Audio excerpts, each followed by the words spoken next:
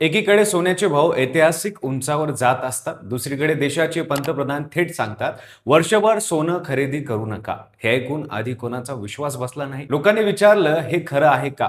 पण हे खरं होतं. आणि या एका अहवालाने संपूर्ण देशात एक प्रकारचा धक्का बसला आहे. सोनं खरेदी करणाऱ्या गृहिणींपासून ते शेअर मार्केटमधल्या मोठ्या गुंतवणूकदारापर्यंत सगळ्यांच्या मनात एकच प्रश्न होता, आता काय होणार? पंतप्रधान असे का म्हणाले आणि आता याचा परिणाम काय होणार? सविस्तर पाहूया व्हिडिओच्या माध्यमातून. नमस्कार, मी पंकज आणि तुम्ही पाहताय कसं काय. 10 मे 2025 रोजी हैदराबाद येथे एका कार्यक्रमात बोलताना पंतप्रधान नरेंद्र मोदी यांनी देशाला काही महत्त्वाचे संदेश दिले. पेट्रोल आणि डिझेलचा वापर कमी करा, शक्य असेल तिथे वर्क फ्रॉम होम करा, रासायनिक खतांचा वापर कमी करा, परदेशी प्रवास शक्यतो टाळा. पण या सगळ्यात एक आव्हान होतं. मोदींनी सांगितलं की येत्या वर्षभरात सोन्याच्या दागिन्याची खरेदी टाळा. कुठलाही समारंभ असो, कुठलाही प्रसंग असो, सोनं खरेदी करायचं नाही असं प्रत्येकाने ठरवावं. हे आव्हान ऐकल्यानंतर सोशल मीडियावर प्रश्नांचा महापूर आला. काही लोकांना वाटलं लॉकडाऊन येतोय की काय, काहींना वाटलं देशावर काही मोठं आर्थिक संकट येणार आहे का. पण प्रत्येकाच्या मनात एक प्रश्न कॉमन होता, मोदींनी हे का सांगितलं आणि आता सोन्याचे भाव वाढतील की कोसळतील? या अहवालामागची खरी कारणं समजून घ्यायला हवीत. भारतासमोर सध्या एक मोठं आर्थिक आव्हान उभं आहे, ते म्हणजे परकीय चलन साठा म्हणजे फॉरेक्स रिझर्व्ह सांभाळणं. भारताकडे सध्या सुमारे $700 बिलियन फॉरेक्स रिझर्व्ह आहे. यातील सुमारे $115 बिलियन भाग गोल्ड रिझर्व्ह म्हणून ठेवलेला आहे. आता प्रश्न असा आहे की हा साठा कशावर खर्च होतो? भारत दोन गोष्टी मोठ्या प्रमाणावर आयात करतो, क्रूड ऑइल म्हणजे कच्चं तेल आणि सोनं. या दोन्ही गोष्टीसाठी भारताला डॉलर्समध्ये पैसे द्यावे लागतात आणि डॉलरची मागणी वाढली की रुपयाची किंमत कमी होते. जागतिक पातळीवर परिस्थिती आणखी विकट होत चालली आहे. इराण आणि अमेरिका यांच्यातील तणावामुळे मध्यपूर्तीत अस्वस्थता आहे.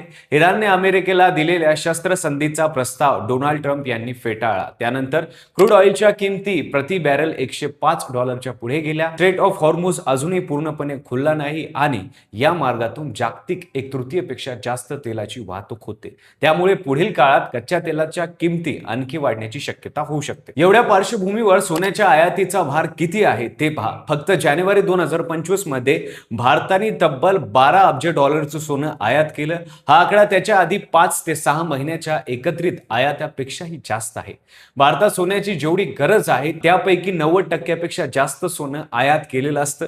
सोन्यावर एवढा डॉलर खर्च झाला की रुपयावर दबाव येतो. सध्या एका डॉलरची किंमत ₹94 पर्यंत गेली आहे. जर सोन्याची आयात सुरूच राहिली तर रुपया आणखी कोसळण्याचा धोका आहे. भारतीयांचं सोन्याशी असलेलं नातं हे केवळ गुंतवणुकीचं नाही तर भावनिक आहे, सांस्कृतिक आहे. पहिला पगार झाला की सोनं घ्यायचं, लग्न झालं की सोनं, मुलगी झाली की सोनं, सण आलं की सोनं. भारतातील घरांमध्ये साठवलेल्या सोन्याची एकूण किंमत $7.8 ट्रिलियन पेक्षा जास्त आहे. जगात फक्त चीनच भारतापेक्षा जास्त सोनं घरांमध्ये ठेवतो. मंदिरांमधलं सोनं धरलं तर हा आकडा जवळपास $10 ट्रिलियन जवळ जातो. इतकं सोनं भारतात आहे आणि तरीही आयात थांबत नाही. मोदींनी आव्हान केल्यानंतर काही तासातच बाजारात हालचाल दिसू लागली. सोमवारी मार्केट उघडलं तेव्हा सोन्याचे भाव $500 ते $600 खाली आले. मुंबईत 10 मे रोजी 24 कॅरेट सोन्याचे भाव प्रति 10 ग्राम $1,52,675 होते. ते 11 मे रोजी $1,52,777 पर्यंत आले. एका दिवसात एका आव्हानाने इतका फरक पडला.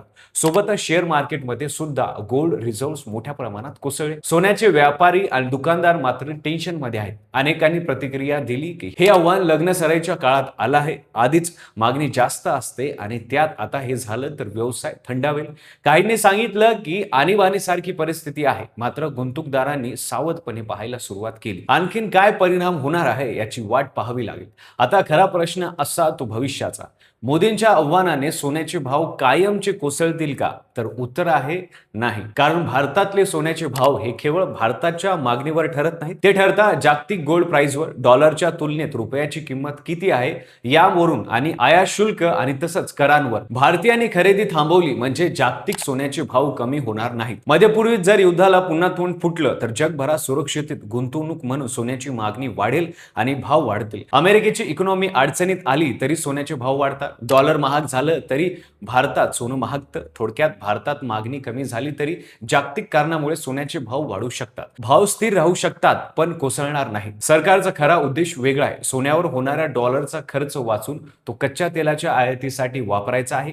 रुपयाची किंमत आणखीन घसरू नये यासाठी हा प्रयत्न आहे. पेट्रोल आणि डिझेलचा वापर कमी करणं अवघड आहे कारण भारतात इंधनाची प्रचंड गरज आहे. पण सोनं ही एक लक्झरी आहे, एक गुंतवणूक आहे. त्यामुळे त्याला ब्रेक लावणं जास्त व्यावहारिक वाटतं. सोनं भारतीयाच्या प्रत्येक उत्सवात आहे. ते थांबवणं सोपं नाही. पण या आव्हानामागे एक मोठं आर्थिक सत्य आहे. देश जेव्हा आर्थिक दबावात असतो तेव्हा प्रत्येक नागरिकाच्या छोट्या छोट्या निर्णयाचाही मोठा परिणाम होऊ शकतो. एका महिन्यात $12 अब्ज सोन्यावर खर्च करणाऱ्या देशाने जर हात आखडता घेतला तर रुपया थोडा का होईना सावरू शकतो. पण प्रश्न राहतोच, जो देश लग्नात 2 किलो सोनं घालतो तो देश खरंच एका आव्हानाने सोनं खरेदी थांबवेल का? आणि जरी थांबवलं तरी जागतिक बाजारात काय होतं त्यावर भारताचं भविष्य ठरेल. तुम्हाला काय वाटतं, मोदींचं हे आव्हान भारतीय जनता एक्सेप्ट करेल का? तुम्हाला काय वाटतं ते खाली कमेंटमध्ये नक्की लिहा. आणि चॅनलवर नवीन असाल तर चॅनलला सबस्क्राईब करायला विसरू नका आणि पाहत राहा फक्त कसं.